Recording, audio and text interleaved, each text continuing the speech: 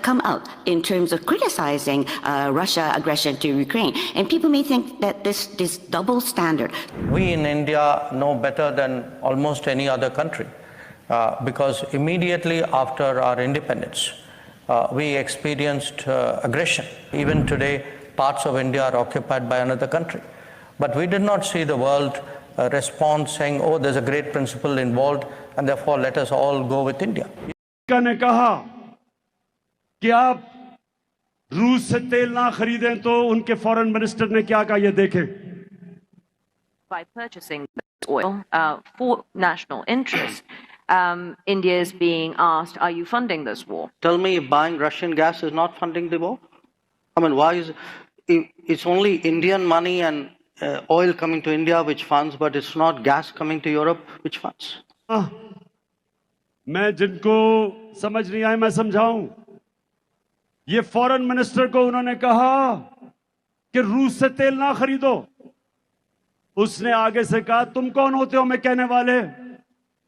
Europe खरीद रहे तेल उनसे कि आप रशिया से ऑयल क्यों ले रहे हैं जबकि आप वेस्टर्न एलाय हैं. तो उस पर उन्होंने बड़ी जबरदस्त किस्म की स्टेटमेंट दी. सर आपके जो फॉरेन मिनिस्टर हैं डॉक्टर जयशंकर, खैर मैं उनकी बहुत बड़ी फैन हूँ. मैं कई बार अपने शोज में कह भी चुकी हूँ कि कभी मुझे मौका लगा कहीं उनसे मिलने का तो एक सेल्फी तो जरूर लूंगी. कि आखिर क्या वजह है कि इंडिया चाहे वेस्ट हो चाहे रशिया हो या कोई भी कंट्री हो उसके साथ अपनी मर्जी के मुताबिक अपनी मर्जी की पॉलिसीज के मुताबिक ट्रेड करता है और रिलेशन फिर भी अच्छे रहते हैं. खास तौर से भारत का जवाब देने का तरीका. और मुझे लगता है कि जो डॉक्टर जयशंकर के इंटरव्यूज हैं जिस तरीके से वो जवाब देते हैं उन्होंने हर एक भारतवासी के दिल में एक जगह बना ली कि डॉक्टर जयशंकर भारत के जो मिनिस्टर फॉर एक्सटर्नल अफेयर्स हैं वो इतनी एग्रेसिव लैंग्वेज क्यों यूज कर रहे हैं. तो भारत के जो मिनिस्टर फॉर एक्सटर्नल अफेयर हैं डॉक्टर जयशंकर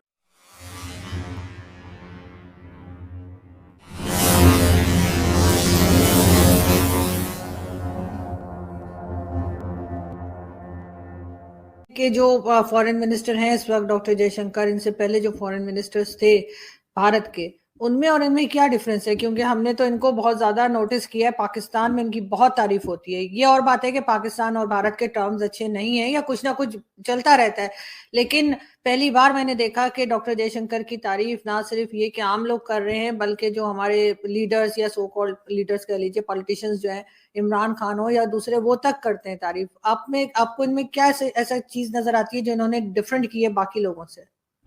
देखिए अर्जुन जी, ये नहीं है कि ये डिफरेंट है. मोदी सरकार में जो पहले थे Sushma Swaraj ji, she was also very dynamic and very different also. Exactly. And उन्होंने जो पॉलिसी शुरू करी उसका कंटिन्यूएशन जो है वो जयशंकर जी ने किया है. She was also proactive. और अगर आपका जो ये ओआईसी है उसके अंदर अगर एंट्री मिली तो सुषमा स्वराज जी के टाइम पे मिली हमें. तो उनकी जो कंटिन्यूएशन जयशंकर जी लेके गए, ही इज मोर कि एक तो पहली बात ये पॉलिटिशियन नहीं है, he is a diplomat. Sushma Swaraj ji एक पॉलिटिशियन थी. तो ये बहुत बड़ा फर्क होता है कि एक डिप्लोमेट को मालूम है कि मुझे कौन सी लैंग्वेज कहाँ पे कैसे यूज करनी है, सबको कैसे साथ में लेके चलना है, और गाली भी निकालनी है, मेरे चित्र भी मार रहे हैं और किसी को पता भी नहीं लगे.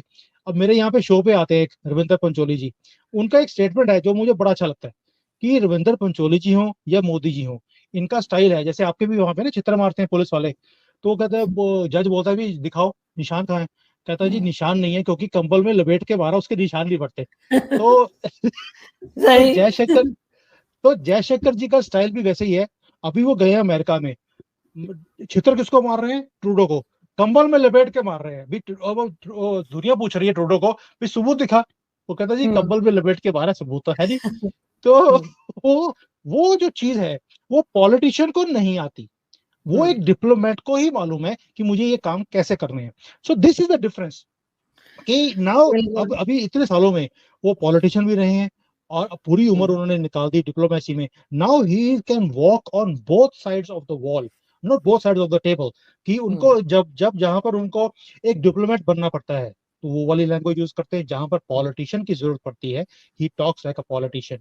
ये बहुत ही डेडली कॉम्बिनेशन है और शायद दुनिया में मैंने ऐसा फॉरेन मिनिस्टर मैंने तो देखा नहीं है. और मुझे लगता है कि बाकी दुनिया भी इसके ऊपर बुक्स लिखने वाली है कि फॉरेन पॉलिसी को कैसे बनाया जाता है, अपने नैरेटिव को कैसे आगे लेके जाया जाता है, ये जयशंकर जी के ऊपर दुनिया किताबें लिखेगी अब तो। बिल्कुल। खैर, मैं तो बहुत बार कह चुकी हूँ कि पाकिस्तान को चाहिए कि डॉक्टर जयशंकर को ले लें भारत से 2-1 साल के लिए, हमारे यहाँ सब कुछ सेटल हो जाए तो फिर हम वापस कर देंगे। और नो बिल्कुल नो आपने नो ठीक कहा, सुषमा स्वराज साहिबा का भी बिल्कुल आपने ठीक कहा, वो भी बहुत जबरदस्त पर्सनालिटी थी और बहुत अच्छी किस्म के उन्होंने भी जो है वो आगे लेकर गई थी भारत की जो एक कहना चाहिए इंडिपेंडेंट फॉरेन पॉलिसी को। लेकिन सर, इंडिपेंडेंट फॉरेन पॉलिसी के लिए आपके ख्याल से सिर्फ इकोनॉमी ही एक मेन चीज होती है जिसकी वजह से कहें कि भारत की फॉरेन पॉलिसी इंडिपेंडेंट हुई है, या आपके ख्याल से इसमें जो है वो इकोनॉमी का इतना रोल नहीं है? आरजू देखिए, इकोनॉमी मैटर करती है, बट जब मोदी जी ने गवर्नमेंट लिया तब हम फ्रेजाइल 5 में थे। दैट मीन्स जो पाकिस्तान की हालत आज की डेट में है कि कभी भी गिर सकते हैं, भारत भी उसी सिचुएशन में था, ये आप भी मानती हैं। लेकिन तब भी जब सुषमा स्वराज जी आई हैं, उन्होंने उस सिचुएशन के अंदर भी अपनी पॉलिसी को इंडिपेंडेंट रखा और उसे फॉरवर्ड लेकर गई। अब तो डिफरेंट बात ही डिफरेंट है, इकोनॉमी हमारी बहुत स्ट्रांग है, we are becoming stronger and stronger per day. तो जयशंकर जी के वो उतनी पावर भी पीछे है, बट मैटर है नेशनलिज्म का। जब आपके पास एक नेशनलिस्ट गवर्नमेंट हो जो आपके मुल्क के बारे में, आपके देश के बारे में बात करे, तो फिर आपकी पॉलिसी भी उसी लाइन पे चलती है। आपने तो कूजे में दरिया बंद कर दिया, आपने तो सारा सब कॉन्टिनेंट ही कवर कर लिया, लेकिन इसमें जो बातें नजर आ रही हैं वो जो सबसे ज्यादा कंसर्न है बिलखसूस पाकिस्तान के हवाले से, कि अफगानिस्तान तालिबान जो है वो they are tilting towards India. Man अब उसमें बल्कि मैं कुछ चीजें बताना चाहूंगा कि पिछले कुछ दिनों में मेरा जो अफगानिस्तान के हवाले से पढ़ रहा था मैं, कि वो पाकिस्तान से जो वहां के ट्रेडर हैं वो पाकिस्तान से ट्रेड भी नहीं कर रहे हैं, और वो they are moving towards Iran के साथ ट्रेड कर रहे हैं, और जो दूसरी स्टेट्स हैं, जो रशियन स्टेट्स हैं, उनके साथ किर्गिस्तान, काजाकिस्तान, वहां से ट्रेड कर रहे हैं। पाकिस्तान के साथ वो ट्रेड भी ऑलमोस्ट उन्होंने बंद कर दिया। दूसरा यहाँ पे ये बताना चाहूंगा कि इस वक्त तालिबान जो है वो चाइना के साथ रिलेशनशिप अपने वो उनका आपने देखा होगा कि माजी में वो उनका एक पूरा उनका वफ्द गया था और उन्होंने चाइना में जाके वहां काफी मीटिंग्स की हैं और बल्कि कॉन्ट्रैक्ट भी किए मिनरल्स के हवाले से चाइना के साथ। अब उनका पहले एक वफ्द भारत भी जा चुका है, अब वो जो सेक्रेटरी मिस्टर सिंह है उनके साथ मीटिंग हुई उनकी। तो जो और दूसरी तरफ मैं बताना चाहूंगा कि आपके सर्कमस्टांसेस क्या है। आपके सर्कमस्टांसेस ये हैं कि आपके जो नुमाइंदे हैं यूनाइटेड नेशंस में, मुनीर अकरम साहब, उन्होंने अगले दिन स्पीच की है और उन्होंने दर हकीकत पाकिस्तान यूनाइटेड नेशंस को कह रहा है कि वो तालिबान को कहे कि टीटीपी को कंट्रोल करे। वो क्यों करेंगे भाई?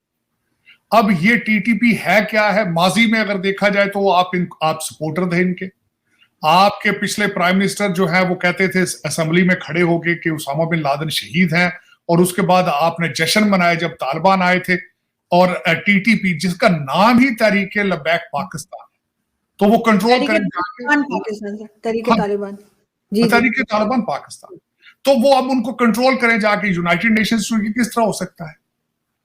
और दूसरा ये कि दर हकीकत अगर आप यूनाइटेड नेशंस को कह रहे हैं कि जाके वो इंटरवीन करें, आप कमजोर नजर आ रहे हैं। आप नजर आ रहे हैं कि आप अपने मसाइल खुद हल करने की सलाहियत नहीं रखते।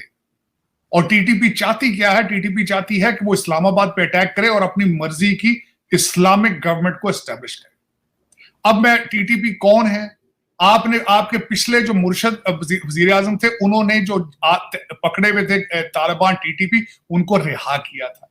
वो कहते थे 50,000 या 5,000 जितने भी ये तालिबान है उनको लाके सूबा सराहद के अंदर रिहेबिलिटेट किया जाए, उनको आबाद किया जाए, बल्कि कई किए उन्होंने, उनको लाए वापस।